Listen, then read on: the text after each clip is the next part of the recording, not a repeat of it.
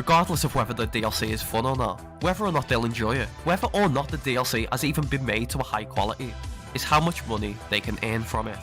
I want you to do a little activity here. Just look up any review of any DLC released in the past few years by any GTA Online news YouTuber. The first thing you'll see them talking about is how much money you can earn from it, even before the quality of the update itself. This should speak volumes about the harmful mindset that grinders have that's plaguing the game right now. I did a poll on my YouTube community post not too long ago asking what everyone's favourite DLC was, and more specifically to give a reason for why they thought so. Did you know that so many people, when explaining why their favourite update was indeed their favourite, gave the reason because it earns good money? Hell, even beyond that, a bunch of the people who gave non-grinding focused reasons did so with the caveat that their favourite DLC was their favourite, even though it didn't earn a lot of money.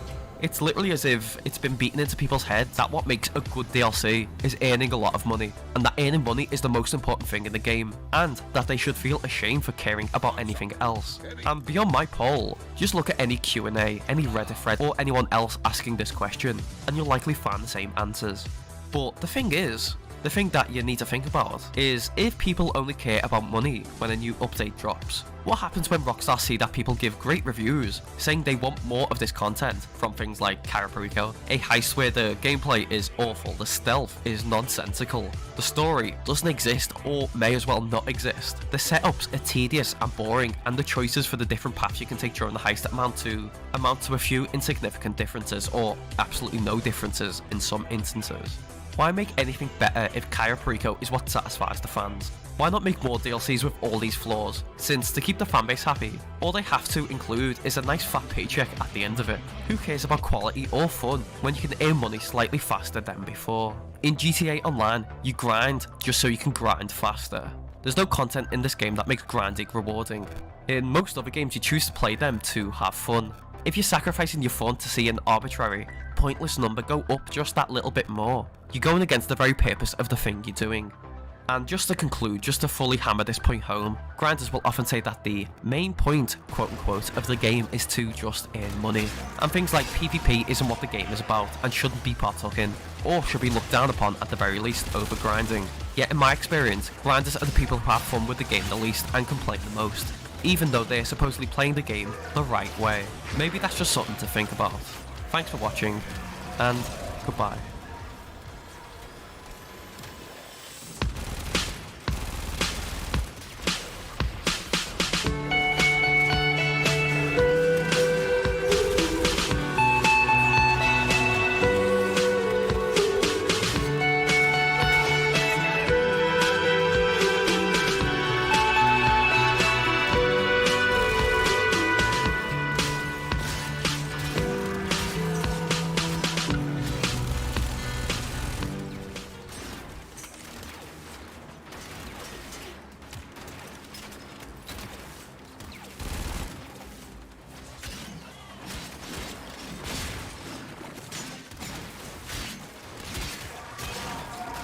Life support capsule is now available.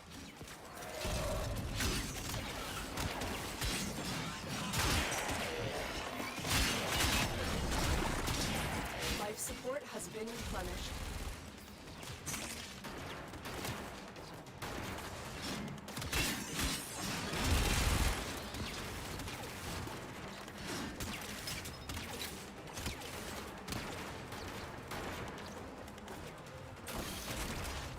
The raid is off to a successful start.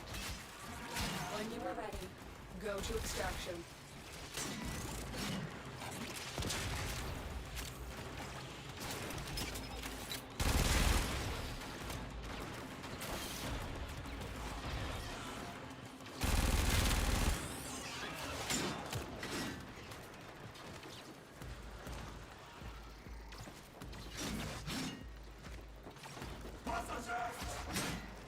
Life support on the way.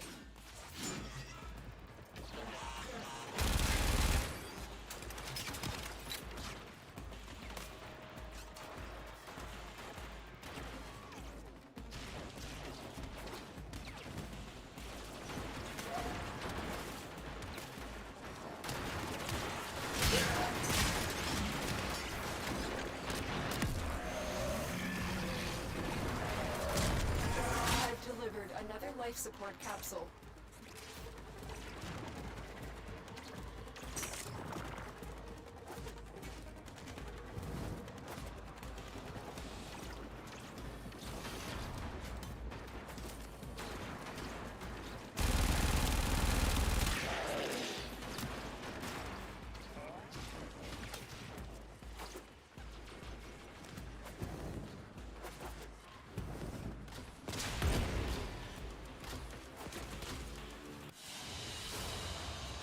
Mission complete. Excellent work, Tenno.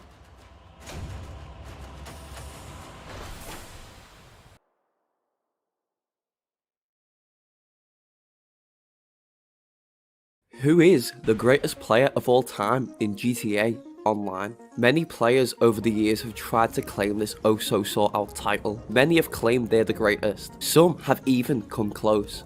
And others, not as much.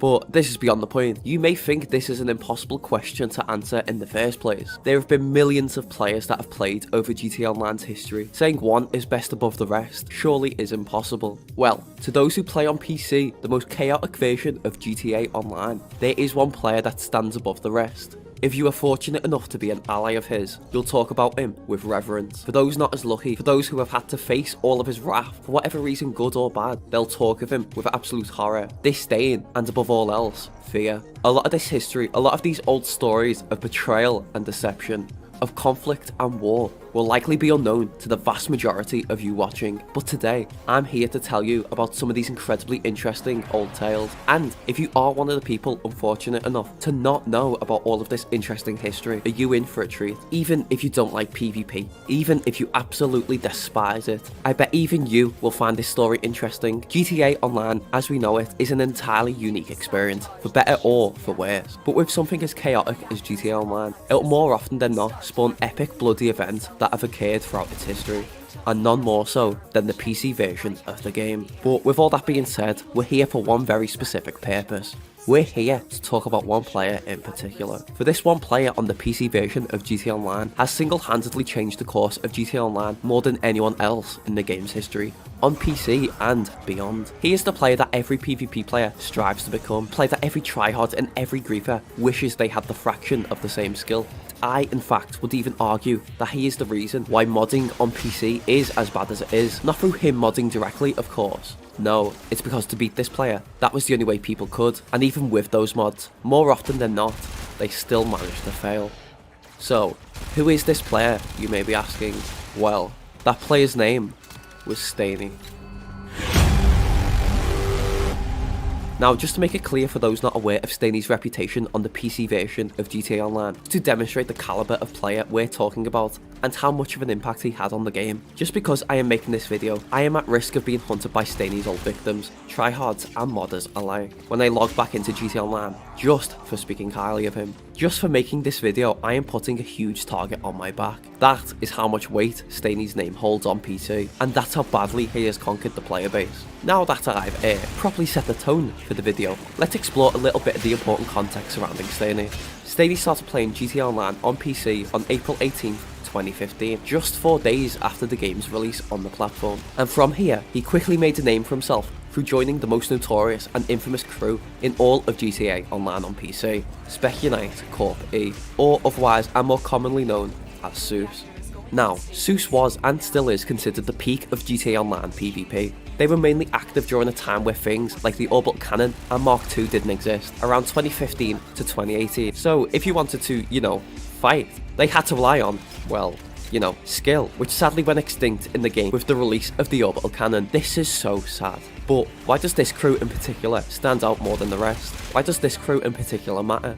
Well, great question. Now, you see, you're probably familiar with the concept of scores already in GTA Online, but if you're not, let me explain. Basically, in GTA Online, after you get a kill on a player, a scorecard shows up on the left-hand side of the screen, showing a player's kill-to-death ratio in that particular fight. And this is how players will gauge who has won a fight and who is better. The player with the higher score wins, essentially.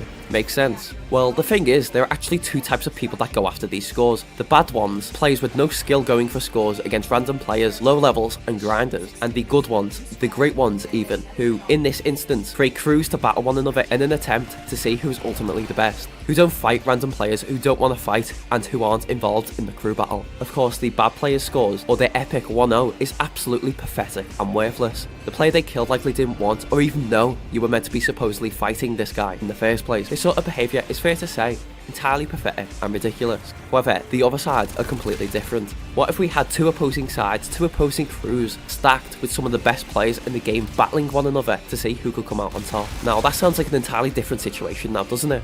and it was. You see, the difference between a cringe tryhard griefer getting a 1-0 and let's say a SUS member getting a kill on an opposing crew was that these two teams, these two crews chose to participate in a competition of sorts to see who was better. And this is ultimately what makes crews like SUS vastly different to the modern day tryhards you'll see griefing GTA Online lobbies today. They fought against like-minded crews who actively chose to participate in these fights with one another. They were entirely different from the regular idiot tryhards killing random people you'll see roaming the streets of Los Santos in the present. In this context, in this situation where the two teams choosing to battle one another, scores are acceptable, given this was something both sides chose to participate in. Just like a football match or any other sport, two sides were established, the rules were set, and the parameters for success and failure were created. The crew with the highest score wins and gains all the glory, all the fame from victory, and the other losers left to be forgotten by history, to be ignored. Now, have I made scores in GTA Online sound acceptable yet? Sound interesting yet? Come on, don't you want to know who won? I know you do, don't tonight. I bet you're at least slightly curious as to how this epic war went down. An amazing story in its own right, but sadly one for another day. But now back onto the topic or player at hand. Now the question you may be asking is, what exactly made Steny so special in the midst of all these legendary players? Steny was of course a member of SUS, but what made him so different? Why is he revered above the rest? Why is he considered the best? Well, you see, anyone, and I mean anyone from SUS or anyone else who is respected in the PvP community from back in the day, will gladly admit that Steny was the best there was when it came to fighting in free mode. Now, there are multiple facets in what creates a great PvP player, such as sniping, dogfighting in jets and helicopters, map awareness, game knowledge, and of course more. The thing is, where other players in SUS mastered maybe one or two aspects, Steny was a champion in all. You've likely heard of the phrase, a jack of all trades can't be a master of any, right? Well, Steny was the exception to that rule. You see, Steny could rival the vast majority of other players in absolutely any aspect of the game. Take sniping, for example. Steny could only be rivaled by the likes of Proto, who's arguably the greatest sniper of all time, and people like uVersusPro, who he has friendly 1v1s in the past and someone you are likely aware of. These players were absolute masters of their chosen field, sniping, yet sadly suffered in other aspects. However, with Steny, he had mastered sniping, but didn't suffer from the same drawbacks in other areas. Steny could rival anyone in any field, and this made his rivals a little bit angry. You see, Steny, for the most part, was absolutely untouchable. Anyone who tried fighting him in a fair 1v1 or in a fair crew battle was thwarted 99 times out of 100, and this absolutely infuriated his adversaries. So because of that, they began to play a little bit dirty, opting to use things such as Ghost Organization, off-radar jets and tanks, and passive popping to get easy kills on him whilst he was potentially unaware. But you see, as is the story with Steny, if there was an aspect of the game he wasn't better at than 99% of the player base at, he'd learn to make sure he was, and playing dirty was no different. Steny was the absolute master of finding unique ways to get scores on his opponents. He turned the tables back onto those that chose to play dirty by becoming an even greater dirty player than they ever were, which is pretty funny, you have to admit.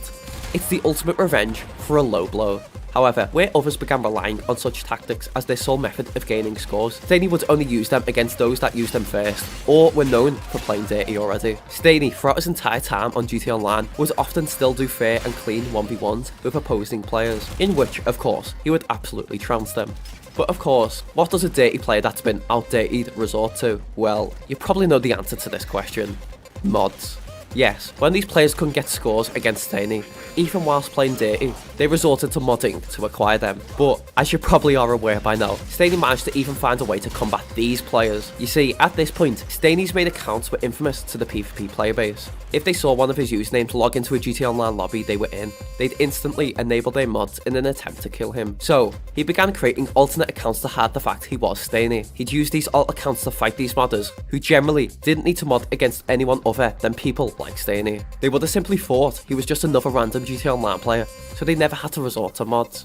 And this is when Steny struck. He'd absolutely demolish these players and leave them wondering what just happened. But, of course, by the time they did, it was absolutely too late. Steny had already beaten them. Unironically, I wager that no other player has created as many modders as Steny has. You see, he was simply just too good to the point where the only way he could be beaten was with mods. And, of course, because he beat so many people and made so many people angry, forced all these players to resort to modding, simply in an attempt to beat him. So, if you get crashed in GTA Online on PC, blame Steny. Staney. If he wasn't as good as he was, that modder probably wouldn't have existed. Now, after everything I've said, perhaps you're still questioning what I'm saying here. I mean, surely just one player can't have had this much influence over GTA Online. Surely I'm just simply overemphasizing how good he was. I mean, maybe there is nothing I can say that'll convince you of Staney's ability. Maybe my words will never be enough to convince you. That's fair, I suppose.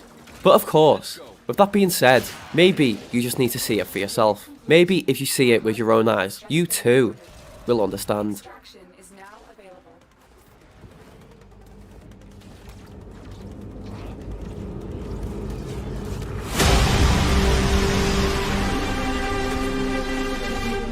Keep empowered and protected from enemies.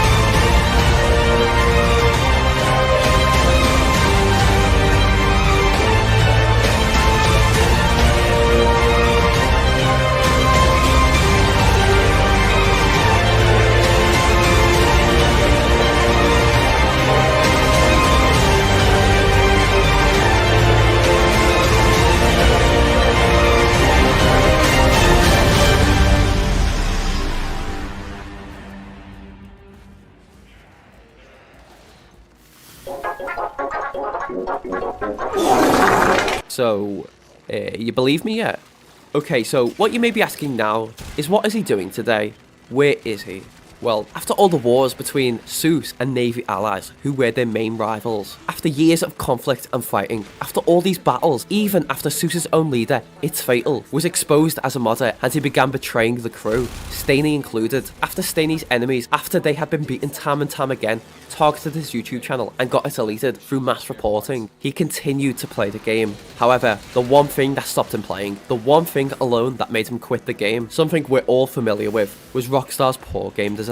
You see, at the time before he left for good, after all the years of fighting and gathering scores on his enemies, he had practically beaten everyone there was to fight. He was the undisputed king of GTA Online. Yet with the inclusion of things like the orbital cannon and the increasing modder presence in the game, due to Rockstar's anti-cheat being pretty much non-existent, he saw it fit to leave the game at his peak, to walk off into the sunset after destroying all his enemies and winning all of his battles. He left, leaving behind a legacy no other PvP player could claim they had. GTA Online as it is today is a mess full of modders, hacks and exploits. GTA Online will likely never be as it was when Staney reigned over the player base. Sadly, the state of the game today will likely never allow for these epic battles between crews that had once took place. And because of that, a huge appeal of the game for Staney was gone, and because of that, he had to leave. However, despite the awful state of the game, Staney's legacy will remain intact. He will continue to live on as an urban legend of sorts, as the undisputed king and the greatest player on GTA Online to those he favoured, and the worst scourge of the players unfortunately fortunate enough to be his victims, just to show how Staney's legacy has lived on, just to show how much people still respect him and consider killing him an incredible achievement. If we take a look at some Ordinary Gamers video talking about the modding issue in GTA Online, you can see here that there is a player using a name changer to imitate Staney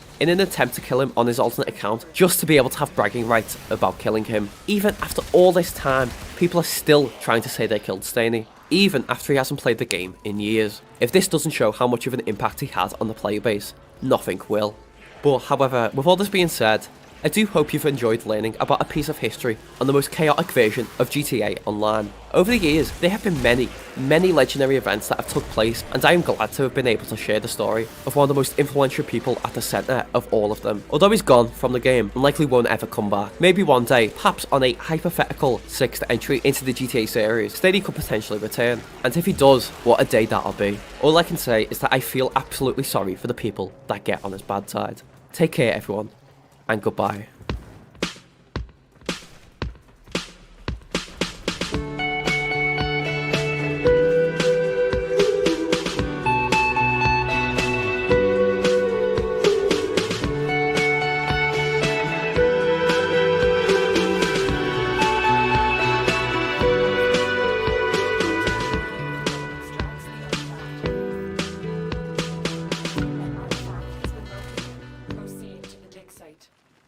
Dig complete.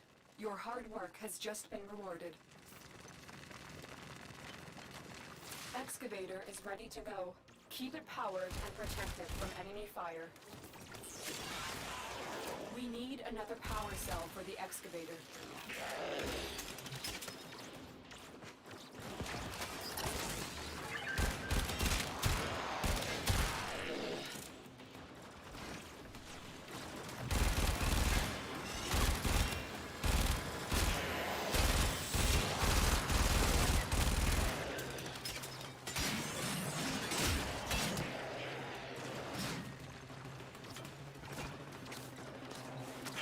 Excavator has lost power.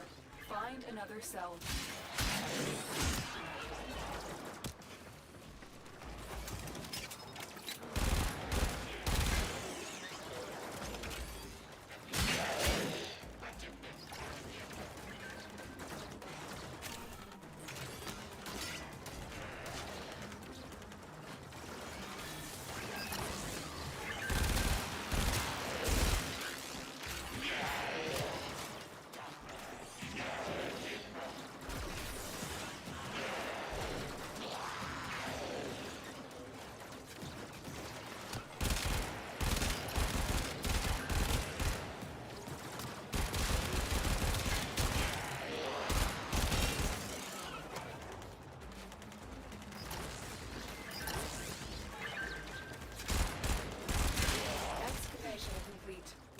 Found.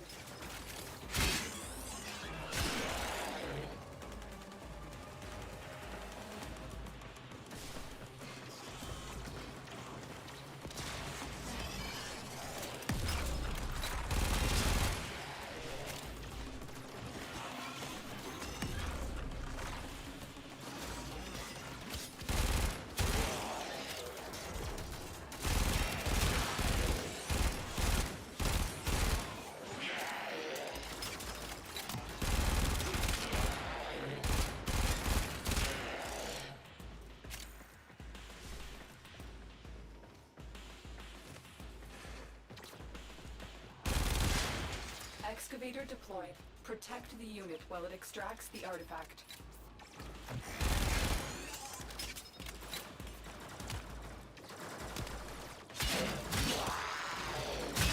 The scanner has picked up a target. Go to the dig site.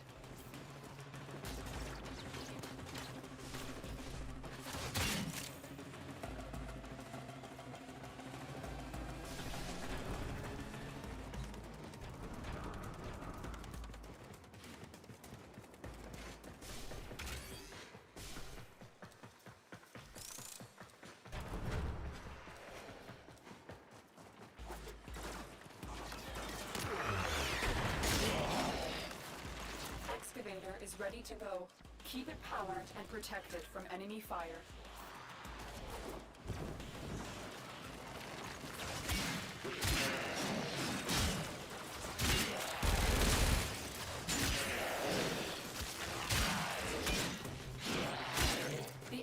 generator has run out of power.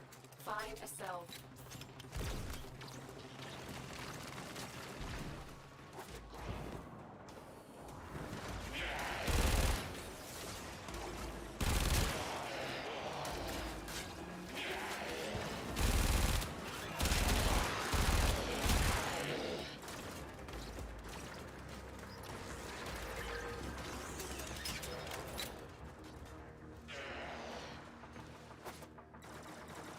Look what we just uncovered.